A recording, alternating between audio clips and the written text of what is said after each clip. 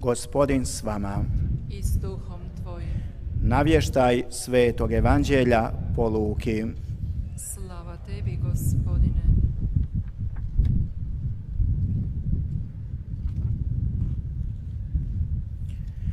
U ono vrijeme, dok se oko Isusa gurao narod da čuje riječ Božju, stajaše on pokraj Genezaretskog jezera.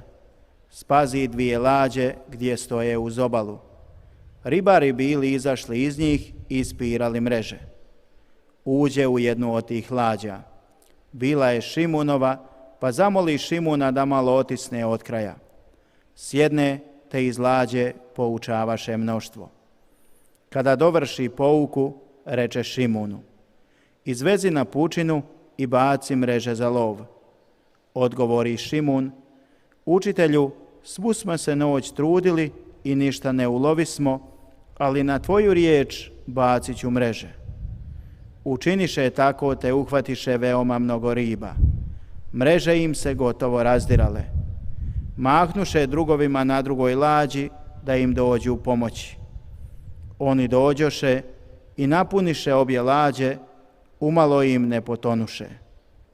Vidjevši to, Šimun Petar pade do nogu Isusovi govoreći: idi od mene, grešan sam čovjek, Gospodine. Zbog lovine riba što ih uloviše, bijaše se zapanjio on i svi koji bijahu s njime, a tako i Jakov i Ivan, Zebedejevi sinovi, drugovi Šimunovi. Isus reče Šimunu: ne boj se, od sada ćeš loviti ljude. Oni izvukoše lađu na kopno, ostaviše sve i pođoše za njim. Riječ Gospodnja. Slava tebi, Kriste. Po evanđeoskim riječima neka se izbrišu grijesi. 사랑하는 형제자매 여러분, 존경하는 순례자 여러분, 사랑하는 청취자 여러분, Braćo i sestre, poštovani 에zeki엘 podopasnici, 예언서는 dragi slušatelji. Prema proroku Ezekijelu, 수많은 물고기를 잡는 것은 축복이라고 했습니다. 47장에서 언급하고 있습니다. 어부들에 관한 모습이 드러나고 있습니다. 물로부터 예루살렘이 드러나는 모습입니다. 오늘 복음에서 많은 물고기를 잡은 모습을 보여주고 있습니다. 그것은 물에서 성전이 올라오는 것이 아니라 예수님의 말씀에 의한 것이었습니다. 오늘 들은 이 복음 말씀은 어떻게 보면 에zeki엘 예언자의 말씀을 생각해 보게 합니다. 많은 고기를 잡았다. 그것은 하느님께 순명하는 인간의 손에 의해서 이 고기를 잡은 것입니다. 베드로의 손에 의해서 많은 고기를 잡을 수 있었습니다. 인간의 손, 그것은 순명하는 손일 때 가능했습니다. 죄인의 손이라고 베드로는 그래서 자신이 부당하다고 예수님의 무릎 앞에 엎드립니다. 그는 예수님은 완전한 사람을 찾지 않았습니다. 예수님은 사랑하는 사람들을 찾았습니다. 사랑과 자선이라고 하는 이 말은 그 의미를 잊어버리고 있습니다. 히브리어에 보면 그런 이야기가 있습니다. 한 젊은이가 이 물고기를 먹으면서 굉장히 기뻐합니다. 다른 사람이 물었죠. 왜 그 고기를 먹고 있느냐라고 물었습니다. 그 생선을 왜 먹고 있느냐? 나는 생선을 좋아해 라고 합니다. 그래? 생선을 좋아해? 라고 되묻죠. 그래서 낚시를 해서 그 물고기를 잡고 생선을 먹습니다. 하지만 네 자신을 위해서 그 물고기를 잡고 생선을 먹고 그것을 죽이는 거야 라고 했습니다. 그 물고기를 향한 사랑을 지니라고 요구하는 이야기인데요. 형제자매 여러분, 이것은 굉장히 이기적인 사랑이죠. 그러나 예수님께서 하시는 말씀은 참 사랑은 내가 무엇을 받느냐가 아니라 내가 무엇을 주느냐에 있다고 하셨습니다. 네스텔이라고 하는 라비가 있었습니다.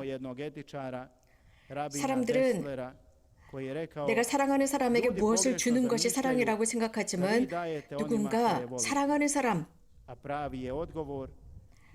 그에게 받는 것이 아니라 주는 것이라고 했습니다. 실제로 사람은 무엇인가를 주어야 합니다. 주는 게 사랑하는 것입니다. 내가 누군가로부터 받는 것이 아닙니다. 베드로는 자신은 약하고 죄인이라는 것을 그 자리에서 인정합니다. 바오로 성인께서는 말씀하십니다. 하느님의 성령을 통해서 그 성령 안에서 나는 강해질 수 있었습니다. 라고 했습니다. 하느님께서는 내 자신을 내어주는 것이 중요하다고 했습니다. 자신이 지닌 그 능력을 내어주는 것입니다. 즉 인도하는 지도자가 아니라 주님과 함께 가는 사람입니다. 예수님께서는 베드로와 아브라함과 하느님의 자녀들을 통해서 여러 가지 많은 이적들을 행하실 수 있었지만 사실 인간의 협력을 요구하셨습니다. 그물이 가득 찼습니다. 그물이 가득 찼을 때 베드로의 마음도 가득 찼습니다. 두려움으로 가득 차버렸습니다. 그리고 신앙으로 가득 찼습니다. 그리고 주님을 의지하는 마음으로 가득 찼습니다. 그분을 따르고 싶다는 열망으로도 가득 찼습니다. 베드로는 그 주님에게 절대적인 신뢰를 두게 되었습니다. 예수님의 말씀을 믿기 시작했습니다. 그는 자신의 경험 혹은 다른 어부들의 경험을 중시 여기지 않았습니다. 예수님은 단지 정직한 사람, 신실한 사람을 찾았습니다. 베드로는 그런 예수님을 믿었습니다. 그분의 말씀 자체를 믿었습니다. 예수님께서는 그런 베드로를 보고 보상해 주십니다. 그럼으로써 많은 물고기를 잡게 했습니다. 이런 스승님의 너무나도 큰 선물을 받자마자 그의 영혼은 활짝 열렸습니다. 영혼이 열리면서 자기가 죄인인 것을 알고 저로부터 떠나주십시오. 저는 죄인입니다. 라고 인정하고 고백합니다. 베드로는 우리들이 지니고 있는 모든 인간적인 인식들을 다 그대로 드러내고 있습니다. 그리고 인간이 지닐 수 있는 모든 그 신뢰를 그대로 드러냅니다. 자신의 힘으로만 물고기를 잡는다고 생각했지만 늘 실패했었습니다. 그러나 그분께 순명했을 때, 그분의 말을 믿었을 때, 주님께 의탁했을 때, 의탁한 뒤의 행위에는 힘이 들어갔습니다. 주님의 힘이 들어갔습니다. 그리고 나서 그의 그물은 가득 찼습니다. 정말 그물이 찢어져 나갈 정도였습니다. 그래서 배가 침몰할 정도로 물고기를 잔뜩 잡았던 것입니다. 이것이 베드로의 신앙이었습니다. 베드로의 믿음이었고 베드로가 의지하는 모습이었습니다. 인간은 자신의 힘으로만은 할 수 없습니다. 인간은 모든 것을 하나님께 의지하고 살아가야 합니다. 그렇다고 해서 우리가 수동적인 사람이 되라는 뜻이 아닙니다. 우리는 밤새도록 물고기를 잡아야 합니다. 그리고 예수님의 도움이 필요한 것입니다. 그리고 그 그물을 채우는 것은 하느님께서 하시는 것입니다. 우리들의 주님께서 하시는 것이죠. 우리가 주님을 바탕으로 살아갈 때 우리들의 죄도 방해 요소가 되지 않습니다. 왜냐하면 예수님께서는 베드로를 거부하지 않습니다. 죄인이라고 했음에도 불구하고 그를 받아들입니다.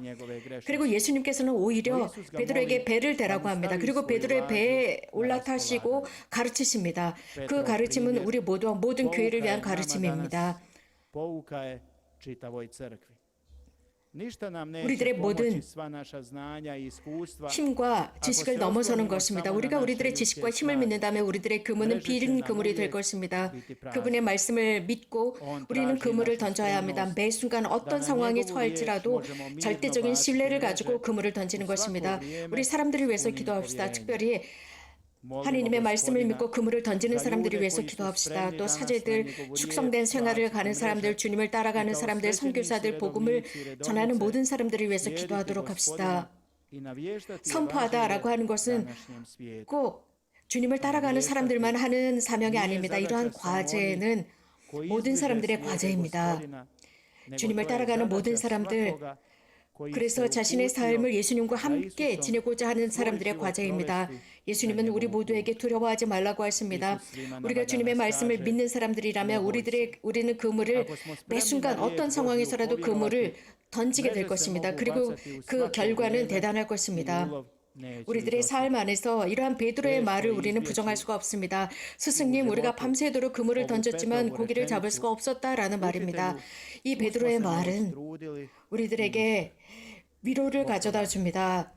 왜냐하면 이 세상을 살아가는 사람들 중에 그 어떤 누구도 인생 속에서 지금 자기가 하고 있는 것에 대한 허무, 자괴감을 느끼지 않을 사람이 없을 테니까요.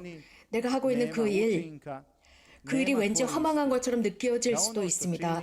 하지만 우리가 주님을 신뢰할 때 이것은 절대로 방향 전환을 하게 되어 있습니다. 형제자매 여러분, 우리는 삶을 살아가면서 우리가 베드로랑은 다르다고 생각합니다. 하지만 우리가 베드로보다 더 심각한 사람들일 수 있습니다.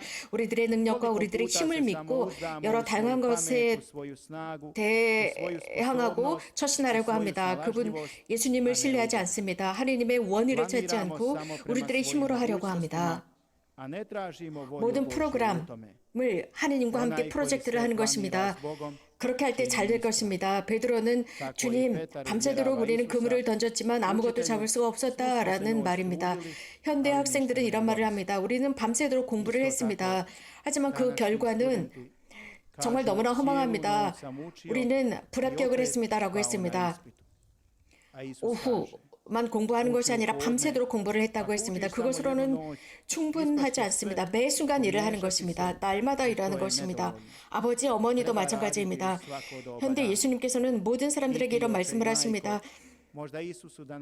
밤낮으로 모든 삶을 통해서 우리 자식들을 신앙으로 가르쳤지만 그 아이들은 다른 곳으로 이리저리 바람에 흩날리고 있습니다 라고 할 수도 있습니다. 그러나 예수님께서는 주님 도와주십시오 라고 했느냐라고 물으실 것입니다.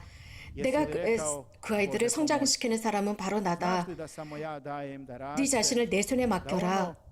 그래야만 열매를 결실을 얻을 수 있을 것이다 라고 하실 것입니다. 성인 이냐시오께서는 말씀하셨습니다.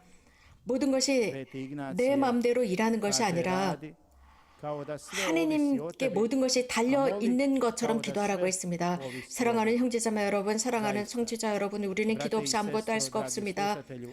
또 기도하지 않으면 아무것도 할 수 없고 기도를 바탕으로 무엇인가를 해야 합니다. 예수님께서는 우리들의 모든 삶을 하느님께 맡기셨습니다. 하느님께서 원하신다면 이라는 이 말, 이것은 그분께 의지한다면 우리는 반나절 그물을 던질지라도 그 결실은 충분할 것입니다.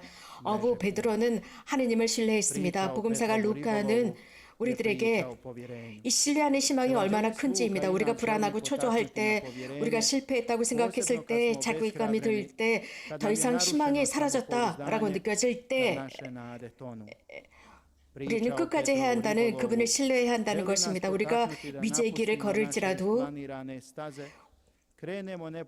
새로운 경험을 해야 하는 어떤 위험을 수반할지라도 또 모든 세상의 기류가 우리를 반대할지라도 우리는 하느님께 신뢰하면서 살아가야 한다는 것입니다.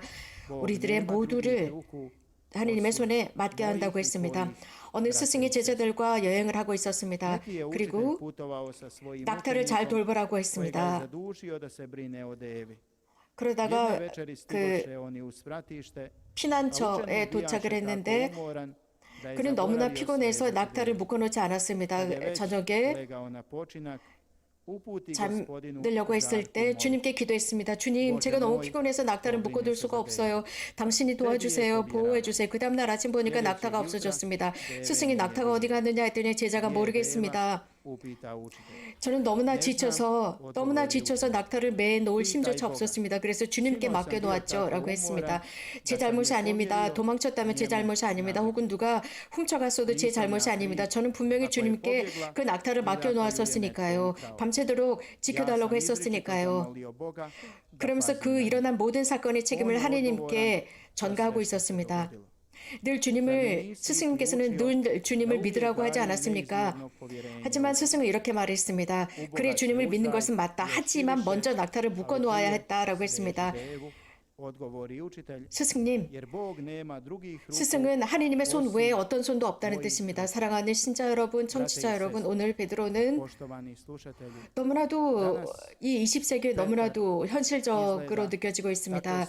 우리들 중에 많은 사람들은 하느님을 제대로 신뢰하지 않습니다. 그리고 하느님을 신뢰하는 것이 크게 의미가 없다고 생각합니다. 아무런 도움도 얻지 못했다고 생각합니다. 그래서 반나절 정오쯤 되었을 때 그물을 던지는 것이 아무 소용이 없다고 생각을 합니다. 왜냐하면 정오가 되면 물고기들은 깊은 바닷속으로, 호수 깊은 속으로 숨어드니까요. 그렇기 때문에 우리들의 논리, 이성의 논리로서는 도저히 그물을 던져봤자 소용이 없다고 생각합니다. 그러나 정말 중요한 것은 신뢰하는 것입니다. 절대적인 신뢰. 그래서 비이성적인 것이라도 그것은 하느님의 활동을 통해서 이적이 이루어지는 것입니다. 하느님께서는 이러한 우리 생각으로는 비논리적이라고 생각하지만 하느님 앞에서는 모든 것이 가능하니까요. 이러한 장소, 정말 어떤 누구도 이곳에서 성모님께서 발현하시리라고는 아무도 생각하지 못했습니다. 그러나 복되신 동정 마리아께서는 이 조그마한 마을, 이 촌마을을 선택하셨습니다. 이 촌마을은 다른 촌마을과는 다른 게 없었습니다. 아주 평범하고 작은 마을이었습니다. 많은 여러 가지 경험들을 했습니다. 이곳에 살고 있는 사람들이 많은 것들을 경험했습니다. 너무나 가난해서 빵 한 조각으로 서로 나누어 먹어야 했습니다. 바로 그런 사람들, 그런 장소들을 성모님께서는 선택하셨습니다. 성서에서 보여지는 것처럼 하느님께서는 약한 사람들을 선택하셨고 그 강한 사람들을 교만한 자들을 끌어내리기 위해서 약한 사람들을 선택하셨다고 했습니다. 베드로처럼 우리는 약하고 겸손하고 낮습니다. 우리는 낮은 사람들입니다. 약합니다. 인간이기 때문에 약합니다. 그러나 우리는 힘을 지닐 수 있습니다. 하느님을 통해서입니다. 예수님께 맡길 때입니다. 그분의 말씀을 믿고 정오가 됐더라도 우리는 그물을 던지는 것입니다. 현대 세상에서 그물을 던지고 현대인들을 낚는 사람들이 되는 것입니다. 항상 그렇게 되기를 바랍니다. 아멘. Tako neka bude. Amen.